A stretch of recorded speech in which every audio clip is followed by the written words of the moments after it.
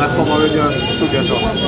ગામો ગામ ફરશે આ ધર્મરથ રાજકોટમાં આશાપુરાના મંદિરેથી નીકળે છે અને આવા 7 રથ નીકળે છે ગુજરાતમાં. મા અંબાના મંદિરેથી, મા બહુચરના મંદિરેથી, માતાના મઢથી, આશાપુરા મંદિર રાજકોટથી, દ્વારકાથી એ 7 રથો 26 બેઠક ઉપર ફરશે અને એક જ સંદેશો આપશે. દરેક ગામની અંદર સંમેલન કરવામાં આવશે. 18 વર્ણને સાથે રાખવામાં આવશે. ગામડાની અંદર તો કે ને કે ક્ષત્રિયનું એક ઘર હોય તો પણ બધાએ વચન આપ્યા છે કે બાપુ અમે તમારી સાથે છીએ.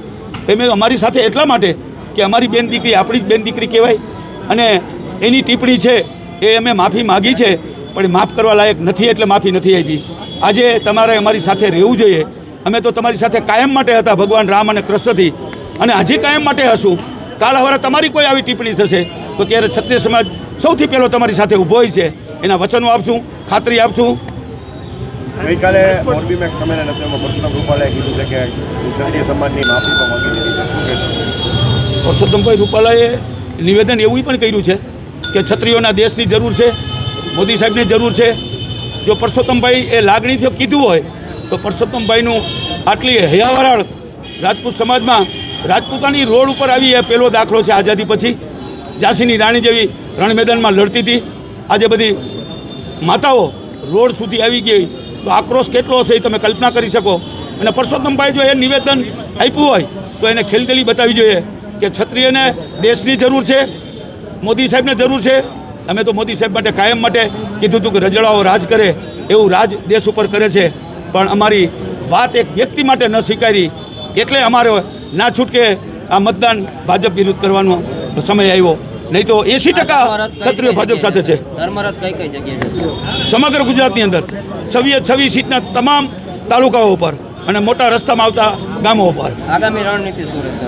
આગામી રણનીતિ મેં આપને કીધું એમ પાર્ટ 2 શરૂઆત થઈ ગઈ. ગામથી શહેર અને શહેરથી વોર્ડ અને વોર્ડથી જિલ્લા અને જિલ્લાથી તાલુકા એ બધી વ્યવસ્થા થઈ ગઈ દરેક જિલ્લામાં. રાજકોટ નહીં, જામનગરનું પણ આપણે જોયું છે, રાજકોટનું પણ જોયું હશે. રાજકોટ 18 વોર્ડમાં ઓફિસ ખુલી ગઈ.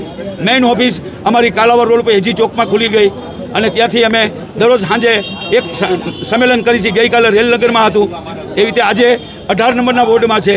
એટલે દરેક વોર્ડમાં 18 સંમેલન કરશું. 18 આલમને સાથે રાખીને અને અમારી વાતની રજૂઆત કરશું.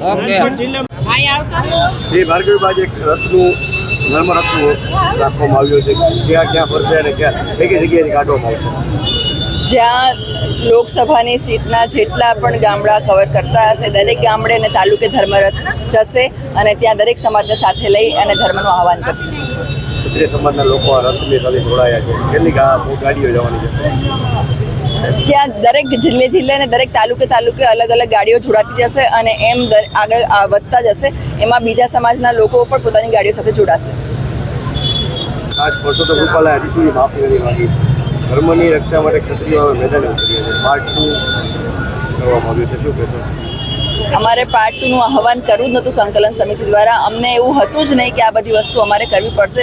આ ખૂબ જ દુઃખની વાત છે.